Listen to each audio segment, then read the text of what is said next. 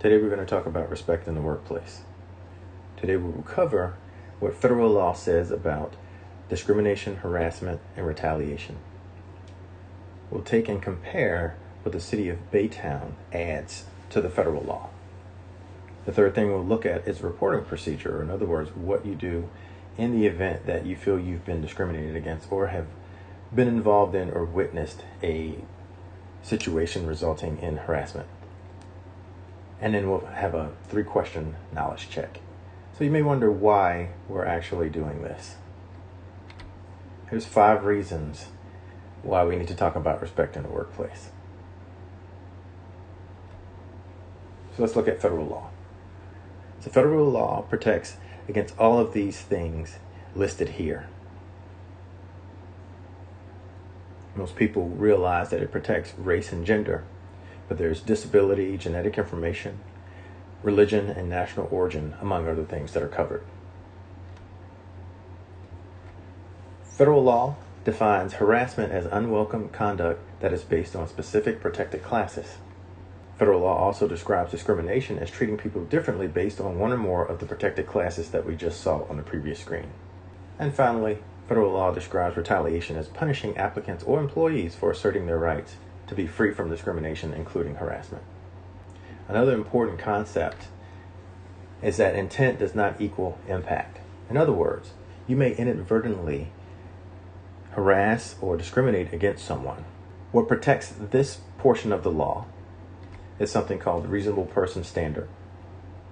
While we realize mistakes may happen, what we will do is take a look at whether or not a reasonable person should or would be offended by the actions which resulted in apparent harassment or discrimination. And if they would not, then it is typically not considered discrimination or harassment. However, that does not preclude it from still being inappropriate work conduct.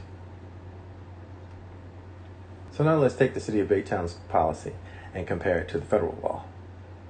So the City of Baytown actually adds to the federal protections: marital status, political association, and sexual orientation. Currently, there is no federal law which protects against discrimination or harassment due to marital status, political association, and sexual orientation. It is the responsibility of every City of Baytown employee to enforce this policy. Supervisors are responsible for ensuring that the workplace is free of harassment or discrimination. The next thing we'll address are the complaint procedures. First and foremost, if you feel you've been discriminated against or harassed, our recommendation is to stop the behavior if appropriate. Speak directly to the accused. If that doesn't work, then have a discussion with your or their immediate supervisor, and you continue up the chain of command to include human resources. If you'd like to submit a formal complaint, these complaint forms can be found on the intranet under the policy section, or you can receive one by calling human resources. So in tying it all together, the best way to prevent harassment and discrimination is by promoting a respectful and professional workplace. Realize that we may all have biases and different beliefs, and that this is okay. All City of Baytown employees hold the responsibility to stop any act of disrespect within the workplace. Keep in mind that if a complaint is brought to human resources, we're going to take every accusation seriously. We will perform a prompt and thorough investigation and keep it as confidential as possible. Keep in mind that we may have to ask questions of potential witnesses. And then we'll also provide a resolution and additional resources as applicable. All right, the last thing we're going to do today is check your knowledge. Question 1. What is the best definition of discrimination?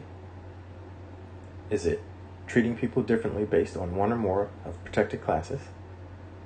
Is it punishing applicants or employees for asserting their rights to be free from discrimination, including harassment? Is it all of the above, or is it none of the above? The answer is treating people differently based on one or more of the protected classes. This is the formal definition of discrimination. Punishing applicants or employees for asserting their rights to be free from discrimination, including harassment, is actually the definition of retaliation. Question 2. Which of the following is a protected class that the City of Baytown policy adds to those already defined by federal law? Is it race, sexual orientation, religion, all of the above, or none of the above? The correct answer is sexual orientation. Race and religion are actually protected by the federal law. And the final question. If you feel comfortable doing so, it may be appropriate to address the person who said or did something which offended you. And that is true.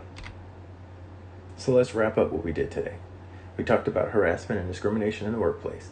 We did a comparison of the federal law and the additions from the City of Baytown's policy. We talked about how to file a formal complaint and the actions that we would take as an organization. And then we finished with a knowledge check. Should you have any questions, please contact your supervisor or any member of Human Resources.